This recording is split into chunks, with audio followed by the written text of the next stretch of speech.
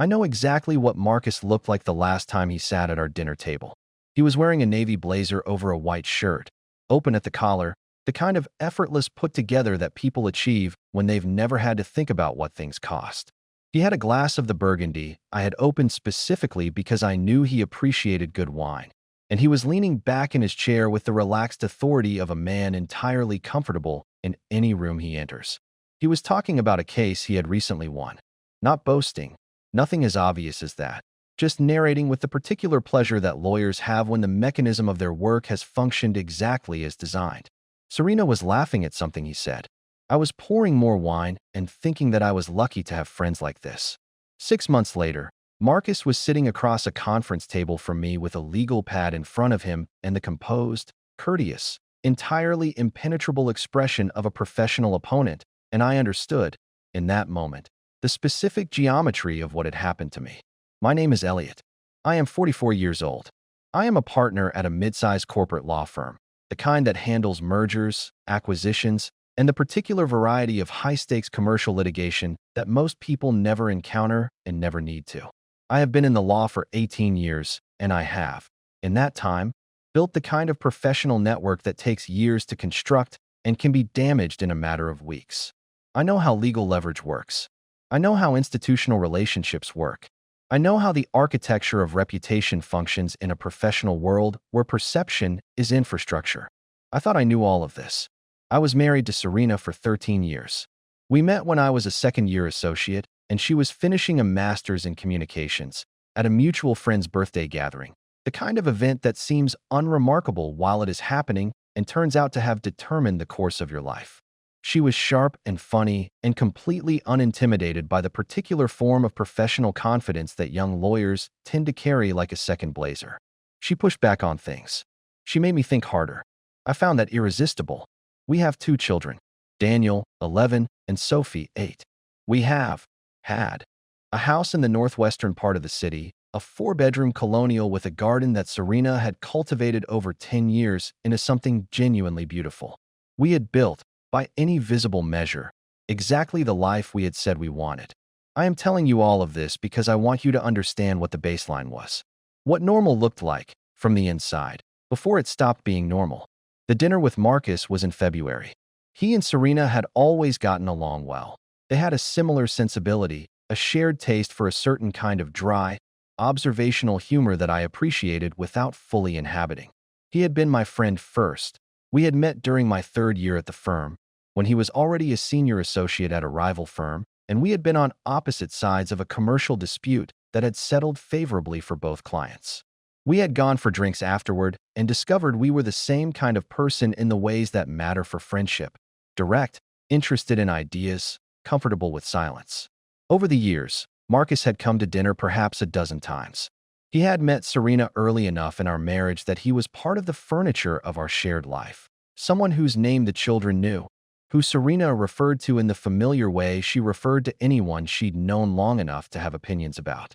At the February dinner, he had mentioned, in passing, that he was doing less commercial work and moving toward family law. Expanding his practice, he said, following the cases that interested him. He had an expression when he said it that I filed away without examining.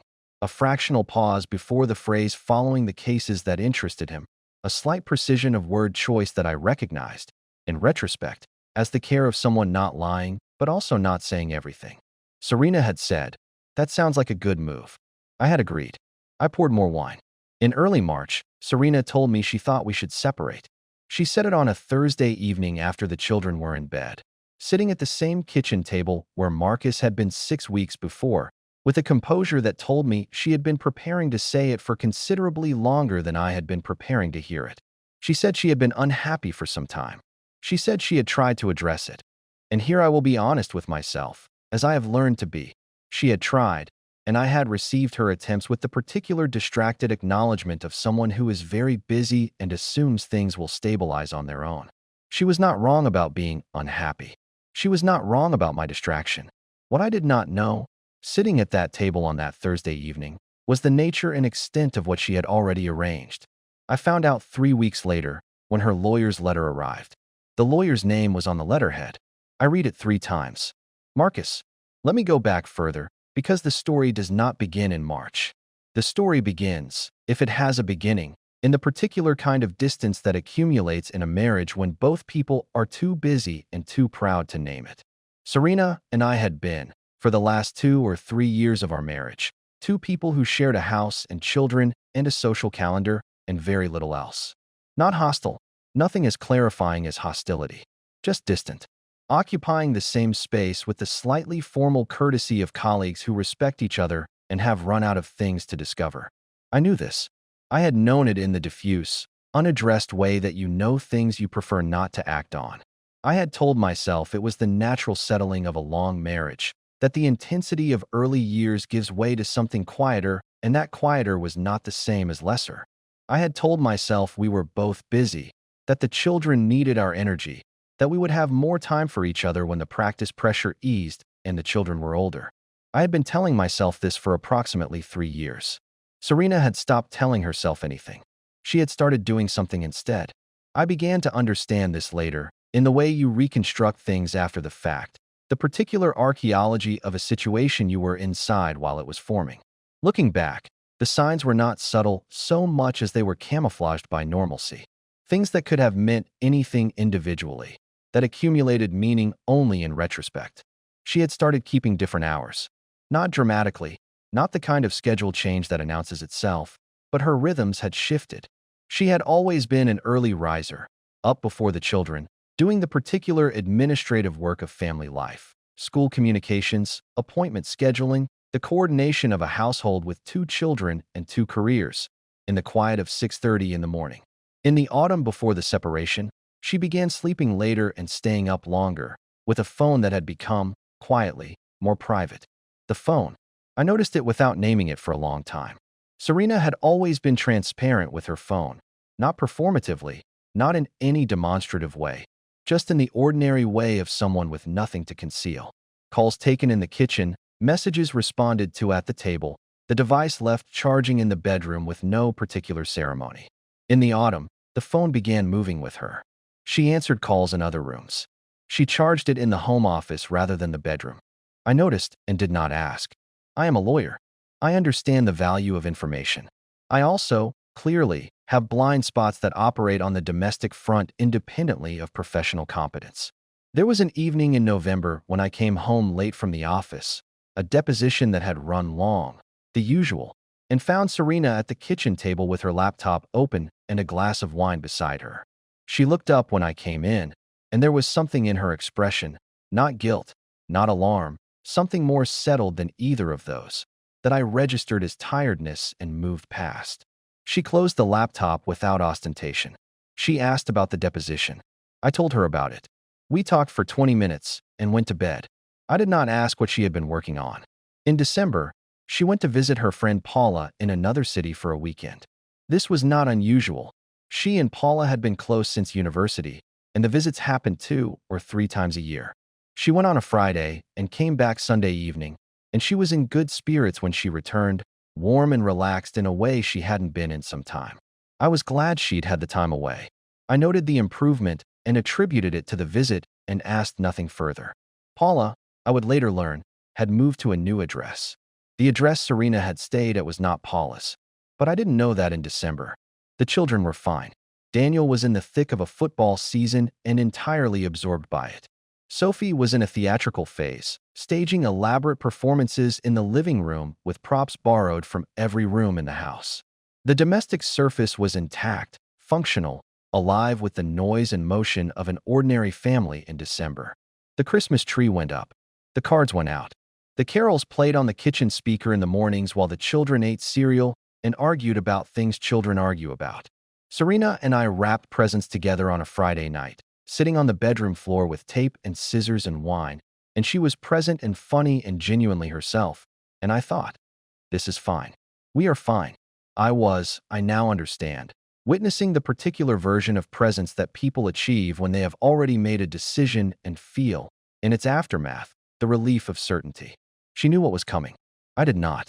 And that difference in information produced a difference in experience so profound that we were, effectively, in 2 different marriages for at least the last 3 months of the one we nominally shared. The letter from Marcus arrived on a Tuesday in late March. I was at the office when it came. My assistant brought it in with the afternoon post, and I was in the middle of reviewing a contract amendment, and I picked it up with the automatic attention of someone processing correspondence, and I read the first line and set the contract amendment down. Marcus Hale, family law practice. On behalf of his client, Serena. I read the letter 3 times. It was, professionally speaking, excellent, precise, measured, structured with the particular efficiency of someone who knows exactly what they want and has designed the opening position accordingly. It cited the length of the marriage, the children, the assets. It made clear, in the careful language of legal correspondence, that Serena's position was well prepared and thoroughly documented. Thoroughly documented. I sat with that phrase. I am a lawyer. I know what thorough documentation requires. It requires time and preparation and, above all, information. Information about assets, about professional arrangements, about the specific financial and legal architecture of a life built over 13 years. The kind of information that a wife acquires naturally over 13 years of marriage, and the kind that, in the hands of a skilled family law practitioner, becomes extraordinarily powerful. I called Marcus. He answered on the second ring, with the professional courtesy of someone who had been expecting the call. He said he was sorry for the manner in which this was unfolding, that he understood it was difficult, that he hoped we could handle everything with as much civility as possible. He said all of this with the practiced warmth of a man who means it and has also been paid to mean it, and I found myself, for the first time in our friendship, unable to tell the difference. When did she come to you? I said. A brief pause. Elliot, you understand I can't. I'm not asking for privileged information, I said. I'm asking when. Another pause. Several months ago, he said. Several months. I thought about the February dinner. The navy blazer. The burgundy I had selected because I knew he appreciated it. The conversation about moving into family law, following the cases that interested him, and the fractional pause before that phrase. He had already been her lawyer. He had been sitting at my dinner table as Serena's retained counsel while I poured wine and talked about his new practice direction. I ended the call with the controlled brevity I use when I need time to think before I say something I cannot take back. I sat in my office and looked at the framed photograph on my desk, Daniel and Sophie at the beach, the previous summer, squinting against the sun, and I allowed myself, for approximately 4 minutes, to feel the full weight of what was happening. Then I called my own lawyer. Her name was Adrian, and she had been a colleague and friend for 12 years. She was, within our professional circle, considered one of the sharpest family law minds in the city. Ironic, given the circumstances, and I was grateful for it. When I told her the situation, there was a brief silence that communicated, without words, both her professional assessment and her personal response. Marcus Hale, she said. Yes. He's good, she said. He's very good. And he knows your professional network. I'm aware, I said. Elliot, I need you to listen to me carefully. Do not contact anyone in your professional circle about this until we've talked. Don't call in favors. Don't reach out to mutual contacts. Don't make any moves that could be characterized as pressure or influence. Whatever you're feeling right now, contain it. I contained it, with considerable effort. In the days that followed, I began reconstructing what had happened with the particular methodical attention that legal training provides for circumstances in which the personal and professional have become catastrophically entangled. I thought about the things Serena knew. Not just the obvious things, the assets, the property, the accounts, but the professional things. The clients I had discussed at home, as lawyers inevitably discuss clients at home, with the comfortable discretion of someone speaking to a trusted partner. The business relationships I had described over dinners. The professional alliances and, more pertinently, the professional frictions, the partners I had difficult relationships with, the institutional tensions within the firm, the one situation from 4 years ago that had been handled internally and that I had, in a moment of domestic candor, described to Serena in more detail than I should have. She knew the architecture of my professional life the way any spouse knows it after 13 years. And Marcus, I now understood, had been working with that knowledge for several months. What I did not yet know, what I was still missing, was the full picture of what Serena was asking for and why, beyond the obvious, the preparation had been this thorough. I would find out. But first, I needed to understand what else I had missed. Adrian and I spent 2 weeks preparing. This is not the romantic or dramatic part of the story. This is the part that looks like conference room tables and document review, and the particular grinding work of going through 13 years of shared financial life with the attention to detail that you apply professionally and never expected to apply personally. There is something uniquely disorienting about treating your own marriage as a case. Every document is familiar. Every account tells a story that you remember from the inside. Every asset has a history that is also a memory. I worked through it with the distance I could manage, which was imperfect but sufficient. What Adrian found, in the first week of review, was that Serena had been considerably more organized than I had understood. Several months before the letter arrived, a number of joint financial records had been systematically photographed or copied, not removed, nothing as detectable as removal, but documented in a way that suggested preparation rather than accident. The shared email account we had used for household administration had been accessed with unusual frequency in the autumn months. The property records, the investment accounts, the firm's partnership documentation, all accessible to a spouse, all legitimate, had been, apparently, quietly reviewed. She had been preparing for a long time. She had been preparing, I calculated, while we were wrapping Christmas presents on the bedroom floor. Adrian also found something I had not expected. Marcus had a connection to Serena that predated my friendship with him by approximately 2 years. They had been at the same university, not the same year, not close friends, but connected through a network of mutual acquaintances that I had never known about because it had never seemed relevant. I had introduced Marcus and Serena as if introducing two separate parts of my life. They had, apparently, already occupied a shared space I was unaware of. This did not necessarily mean anything. Many people have connections that predate their introduction by a mutual friend. But the combination, the pre-existing connection, the timing of the engagement, the dinner in February, created a picture that I found difficult to dismiss. I asked Adrian whether there was any ethical issue with Marcus's representation given his long-standing friendship with me. She considered this carefully. "It's a gray area," she said.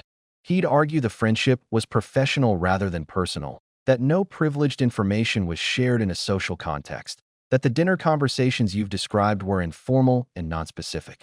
He'd be wrong about the last part, but proving it as a material ethical violation is a different matter. Could we challenge it? We could try. It would take time and resources, and it might not succeed. And if it didn't succeed, it would look like we were attempting to remove his best advocate rather than engaging the substance of the case. She paused.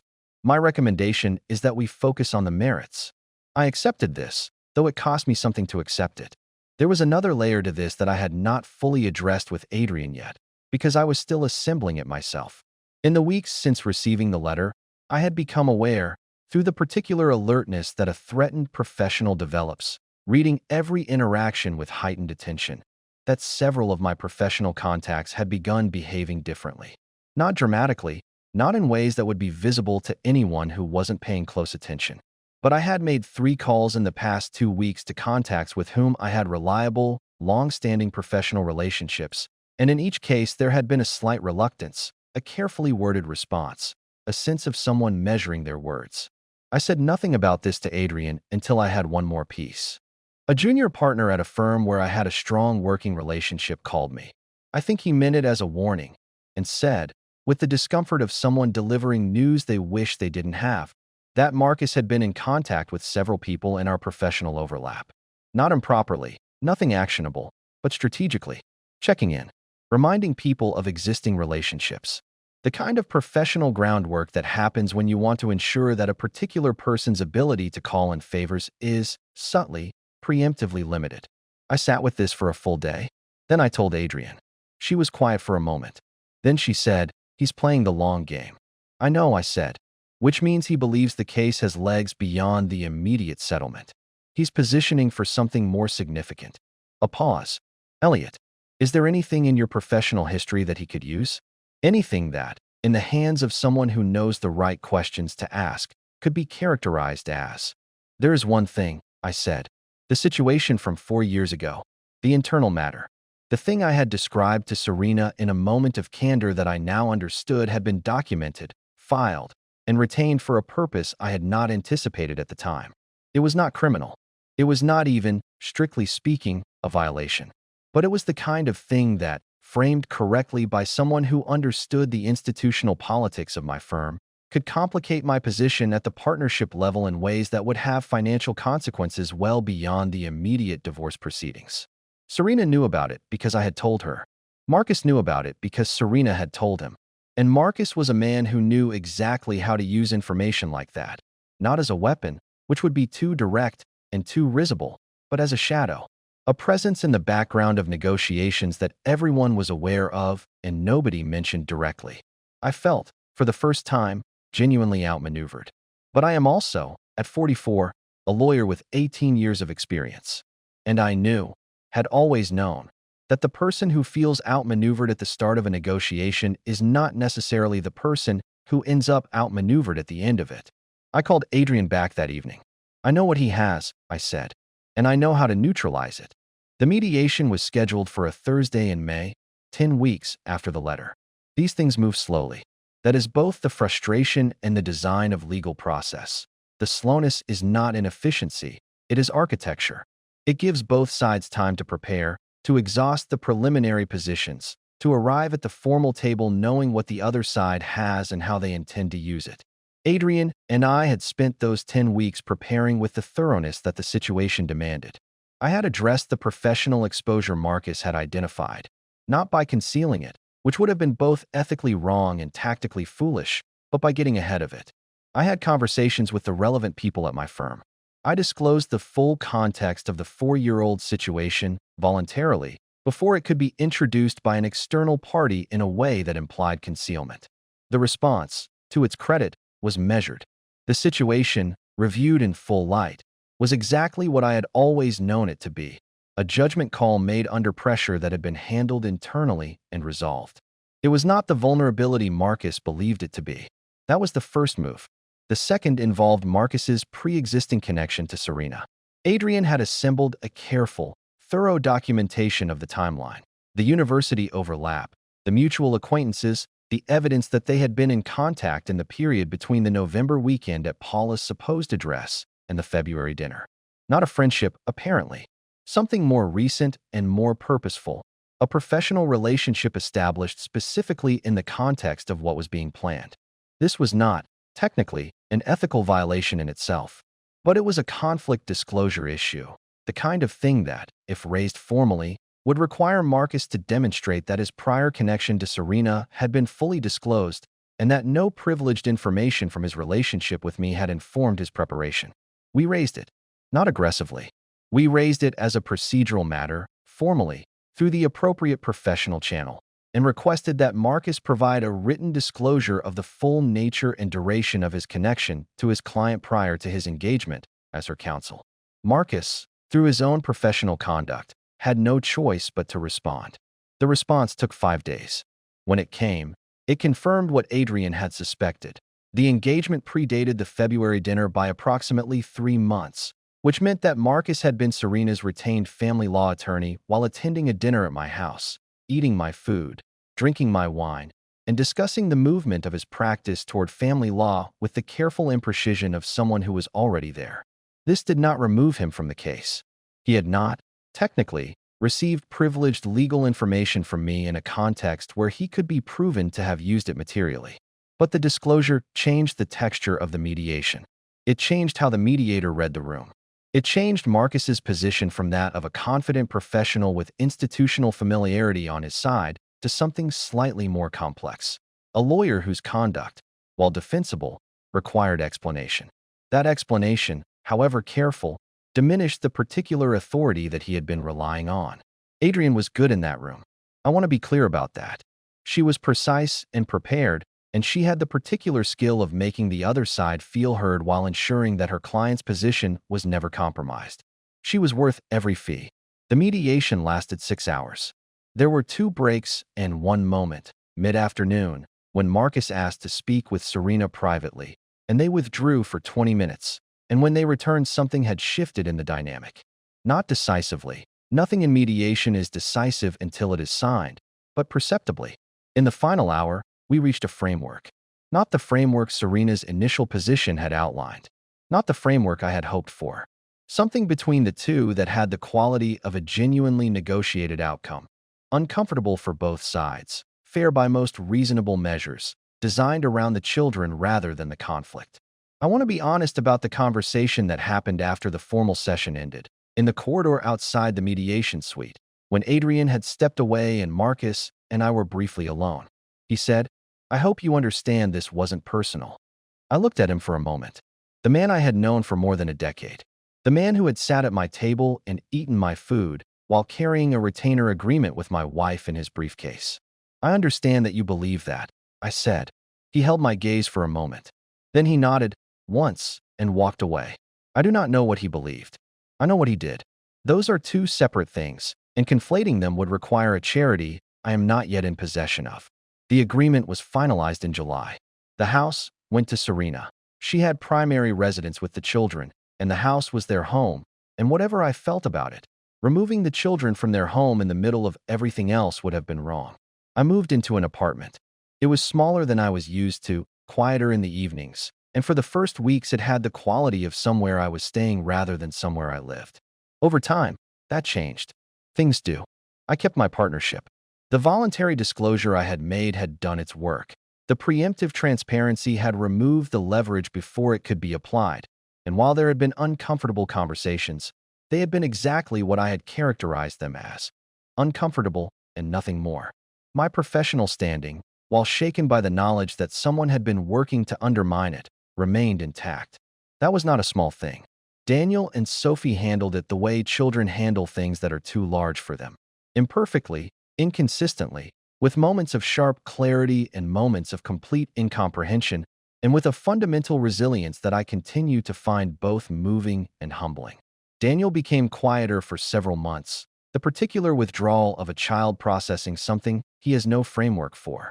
Sophie became, if anything, more theatrical. The living room performances escalated, became more elaborate, and I understood them as what they were: a child finding a way to have control over narrative in a period when the real narrative was out of her hands.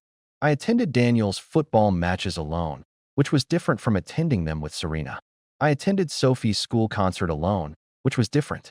The aloneness of those events had a specific quality, not loneliness exactly, but an awareness of absence that was its own kind of presence. I adjusted to it the way you adjust to anything, slowly, imperfectly, and then one day without noticing that you have. Marcus and I did not maintain the friendship. This requires no dramatic explanation. A friendship can survive many things, but it cannot survive the specific knowledge that a friend chose to use his intimacy with your life as professional intelligence. Not because of anger. Though anger was present, I will not pretend otherwise, but because trust, once given a specific shape and then broken in that specific shape, cannot be reassembled into the same form. It becomes something else. I wish him no harm. I do not wish to have dinner with him. Serena and I. This is the more complicated part, and I will try to be honest about it. We are 12 months after the agreement, in the territory that divorced parents with school-age children must navigate. Civil, functional, genuinely focused on the children, and carrying the residual weight of 13 years in ways that occasionally surface at drop-offs and school events and the administrative intersections of shared parenting. I do not hate her. I do not think she is a villain in this story, though I spent some weeks believing otherwise. What I think now is more difficult and truer. She was unhappy for a long time and did not know how to tell me in a way that I would hear. And she made choices in how she ended the marriage, in who she engaged to manage it, that caused damage she did not fully anticipate and that I did not deserve in the form they took. Both of those things are true simultaneously. They occupy the same space. That is the actual texture of a complicated situation, and I have learned to resist the temptation to simplify it in either direction. The one thing I have not been able to fully reconcile is the February dinner. I keep returning to it. Marcus at my table. The wine I chose because I knew he appreciated it. The children visible through the kitchen doorway, not yet in bed, occasionally wandering in to ask questions. And the two of them, Serena and Marcus, already in a professional relationship aimed at the dissolution of the life that surrounded them on all sides that evening. I find myself wondering, did she feel anything sitting across that table? Did the sight of Daniel and Sophie make the choice heavier? Or had she already moved far enough beyond the marriage that the dinner was simply a surface she was passing through on her way to something else? I don't know. I will probably never know. And I have had to make peace with not knowing. Because demanding answers to questions the other person cannot or will not honestly answer is a way of staying inside a situation that you have, in every practical sense, already left. What I know is this. I am 44 years old. I am a lawyer of some skill. I have 2 children I love completely. And I have just spent a year learning things about myself that 18 years of professional achievement and 13 years of marriage had allowed me to avoid learning. I had been, for years, better at building professional relationships than personal ones. Better at reading a room in a conference setting than in my own kitchen. Better at the careful maintenance of external structures than the patient, unglamorous work of maintaining the person I shared a life with. This is not an excuse for what Serena did. It is an honest account of what I contributed to the conditions in which it happened. The apartment has a view of the park. In the mornings, before work, I sit at the window with coffee and watch the park filling up, dog walkers, joggers, parents with small children, the ordinary human traffic of a city going about itself. I did not used to sit still in the mornings. I used to be in motion from the moment I woke up, the efficient forward momentum of someone who has optimized his time to the exclusion of everything that doesn't produce a measurable outcome. I sit still now. I have found that it costs me less than I expected and gives me more. Daniel stayed last weekend. We walked through the park on Saturday morning, and he explained, with considerable technical confidence, the structural properties of Roman aqueducts, a topic he has now been narrating to me for approximately a year, with the self-assurance of a child who has found his subject and intends to use it. I listened. I asked questions. I let him be the expert. At one point, he looked at me sideways and said, "Do you miss the house?" I thought about it honestly. "Parts of it," I said. He nodded, apparently satisfied with this. "I miss the garden," I said. Because I did. Serena's garden, 10 years of cultivation, the roses she had planted the first spring after we moved in, now probably entering their second bloom of the season without me there to see them. "Mom says you can come see it sometime," Daniel said, with the diplomatic casualness of a child who has been asked to deliver a message without being told he's delivering a message. I looked at him, 11 years old, one hand in his jacket pocket, watching the park with his father's sideways observational habit. "That's kind of her," I said. We walked on. I do not know, yet, what the next version of my life looks like in its full form. I know its current shape. Apartment with good light, partnership intact, children every other weekend, and for school events and spontaneously when either of them decides they want to, which is often enough that the aloneness is genuinely interrupted rather than just theoretically. I know that trust, as a practice, requires more honest maintenance than I gave it for most of my marriage. I know that the colleague you think you know best may be the one you have been performing friendship with, and that the distinction between the performed and the genuine only becomes visible under pressure. I know that a dinner table is not a neutral surface. It is where you bring the people you have decided to trust. And that decision, made in comfort, without examination, without the particular attention it deserves, is one of the most consequential decisions a person makes. I will be more careful next time. Not suspicious. Careful. The distinction matters more than it might appear. Elliot's story is, at its center, a story about professional competence masking personal blindness. He is a man who reads contracts, manages relationships, and builds institutional trust for a living. And yet the most significant betrayal of his life assembled itself directly in front of him, at his own dinner table, over Burgundy he had selected with care. The gap between his professional acuity and his domestic inattention is not a contradiction. It is, in fact, the specific mechanism of the story's tragedy. The mistake's lesson structure is the most useful lens here, because the story is ultimately about what each character's choices reveal about their own blind spots. Elliot's central mistake was not missing the signs of the affair or the legal preparation. It was the years of treating his marriage as something that maintained itself without active investment. He had optimized everything in his professional life and assumed the personal would follow. It didn't. It accumulated distance instead, quietly, in the space between two people who had stopped examining each other. Serena's mistake was more complex. She chose to end the marriage, a decision that was hers to make, and that she had legitimate reasons for. But the way she chose to do it, The months of covert preparation, the use of a mutual friend and trusted professional, the systematic documentation of a shared life as legal ammunition. This was not simply strategy. It was a statement about how she had come to see Elliot, not as a partner in a difficult conversation, but as an adversary in a legal proceeding. The dehumanization required to sit across a dinner table from someone while already holding a retainer agreement aimed at them is significant. It tells us something about how far she had already emotionally departed before the formal ending began. Marcus is perhaps the most psychologically revealing figure. He occupies the specific space of the professional who separates personal and professional ethics in a way that is technically defensible and humanly questionable. He was not legally prohibited from representing Serena. He had done nothing that a bar association would censure. But he had attended Elliot's dinners, drunk Elliot's wine, accepted Elliot's hospitality, while already engaged as opposing counsel.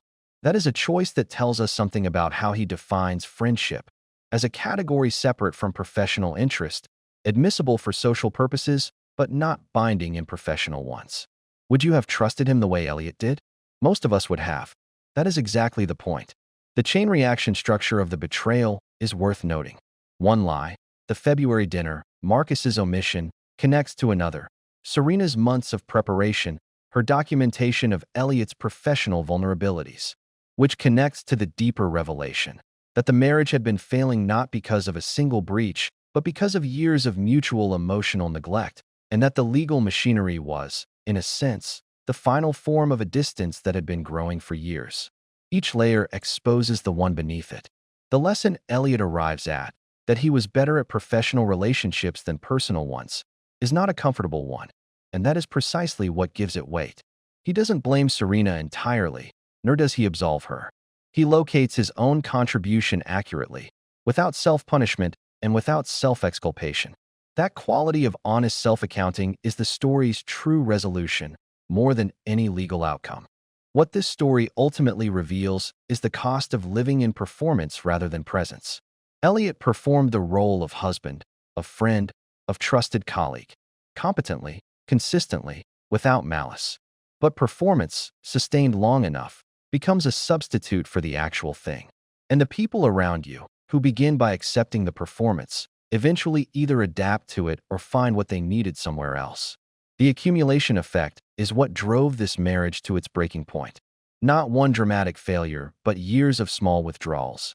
Conversations not had, questions not asked, presence offered as a formality rather than a choice. By the time Serena was sitting at a lawyer's desk, the emotional work of ending the marriage had already been done. The legal process was simply the administrative expression of something that had concluded much earlier. What makes this story distinctive is that the betrayal operates on two levels simultaneously, personal and professional. Serena's decision to weaponize Elliot's professional world was not accidental. It was the specific form that the ending took because the professional world was, for Elliot, where his identity lived. To threaten him, there was to threaten him where he was most vulnerable. And she knew exactly where that was, because he had told her, in 13 years of confidence is mistaken for intimacy. The real point of no return was not the hiring of Marcus.